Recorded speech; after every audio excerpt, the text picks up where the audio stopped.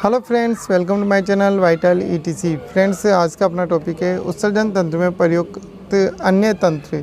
इसके पहले हम बात कर रहे थे उत्सर्जन तंत्र क्या होता है। उत्सर्जन तंत्र में हम नेफ्रॉन की संरचना, नेफ्रॉन की क्रियाविधि, ये सभी हम डिस्कस कर चुके हैं।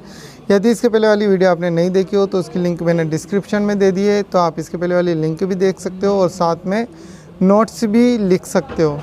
नेक्स्ट टॉपिक है फ्रेंड्स अपने उत्सर्जन तंत्र में प्रयुक्त अन्य तंत्र। और फ्रेंड्स, एक और ख़ास खबर है, आपको जहाँ तक हो अपनी स्टडी ऑनलाइन ही कंटिन्यू रखनी पड़ेगी, क्योंकि 21 तारीख से भी अभी कोई कंफर्म नहीं है कि स्कूल ओपन होंगे या नहीं होंगे। इस वजह से आप अपनी स्टडी जो है ऑनलाइन ही कंटिन्यू रखें।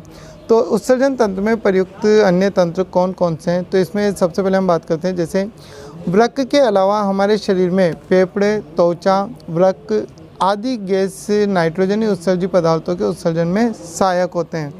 तो वृक्क के अलावा और भी हमारे शरीर में ऐसे तंत्र है जो कि हमारे शरीर से अपशिष्ट पदार्थों को, नाइट्रोजनी अपशिष्ट पदार्थों को उत्सर्जित करने का काम करते हैं। तो इसमें सबसे पहले हम बात करते हैं फेफड़ों के बारे में।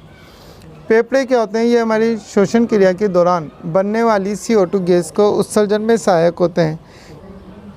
तो फेफड़ों के द्वारा क्या होता है कि जो भी हमारे शरीर में जो CO2 गैस बनती है, तो CO2 को क्या करता है, हीमोग्लोबिन फेफड़ों में कोशिकाओं में सेंड कर देता है और कोशिका उसको शरीर से बाहर निकालती है। तो फेफड़ों के द्वारा क्या किया जाता है कि CO2 गैस को शरीर से बाहर निकाल दिया जाता है। नेक्स्ट दूसरा टॉपिक है अपने त्वचा। त्वचा भी क्या होती है हमारे शरीर में, ये अपशिष्ट पदार्थों को शरीर से बाहर निकालने का काम करती है। जैसे त्वचा से नमक, यूरिया, लैक्टिक अम्ल आदि का पसीने के साथ उत्सर्जन होता है। तो जब हमारे शरीर से जब पसीना बाहर निकलता है तो उसके साथ क्या होता है, बहुत सारे अपशिष्ट पदार्थ शरीर से बाहर निकलते हैं। तो त्वचा भी हमारे शरीर से पदार्थों को उत्सर्जन में सहायक होती है। ठीक है फ्रेंड्स, इसके बाद हम बात करते हैं जैसे स्टेरॉल हाइड्रोकार्बन। स्टेरॉल हाइड्रोकार्बन आदि का सीबम के रूप में उत्सर्जन होता है। ये कुछ ऐसे पदार्थ होते हैं जो कि क्या करते हैं, सीबम के रूप में, जो कि शरीर में क्या होते हैं, उत्सर्जित पदार्थ होते हैं। तो अपशिष्ट पदार्थ होते हैं, तो इनको सीबम के रूप में शरीर से बाहर निकाल दिया जाता है। नेक्स्ट हम बात करते हैं अब यकृत। यकृत या इसको लीवर बोल सकते हैं, या हमारे शरीर की सबसे बड़ी ग्रंथि होती है एक तरीके से। तो ये क्या काम करती है, जो बिलीरुबिन होती है, बिलीरुबिन, बिलीविडीन, ठीक है, तो इन सभी को स्टेरॉइड हार्मोन आदि का मल के साथ उत्सर्जन करने में सहायक होते हैं। तो ये क्या करती है, इन सभी पदार्थों का शरीर में उत्सर्जित कर देते हैं। बिलीरुबिन, बिलीरुबिन, ये क्या है फ्रेंड्स, इंग्लिश शब्द है और आपके सिलेबस में भी इंग्लिश में ही दिया हुआ है, तो आपको इस हिसाब से इनको याद रखना है।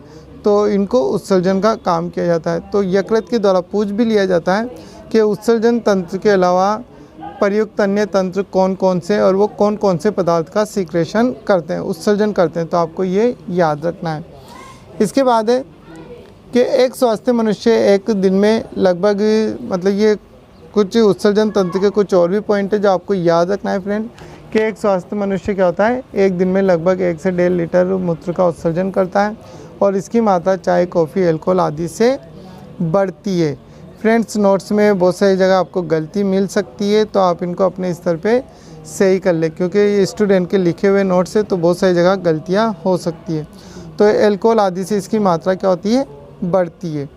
ठीक है फ्रेंड्स, क्योंकि पूछ लिया जाता है कि एक सामान्य व्यक्ति कितना यूरिन पास आउट करता है। तो उत्सर्जन में प्रयुक्त तंत्र तो सिर्फ ये 3 ही थे, फेफड़े, त्वचा और यकृत।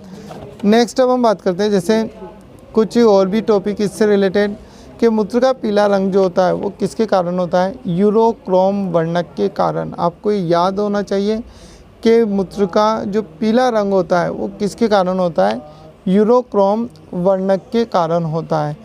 ठीक फ्रेंड्स, इसके अलावा उत्सर्जन पर नियंत्रित करने वाले हार्मोन कौन कौन से हैं, तो उत्सर्जन पर नियंत्रित करने वाले हार्मोन्स क्या होते हैं, 2 होते हैं। एक तो होता है मिनरेलोकॉर्टिकॉइड्स, ये भी क्या करता है, उत्सर्जन पर नियंत्रण करता है। दूसरा होता है अपने ADH, या फिर हम इसको किस नाम से जानते हैं, वेसोप्रोसिन के नाम से भी जानते हैं। ये दोनों क्या करते हैं, उत्सर्जन पर नियंत्रण करने का काम करते हैं।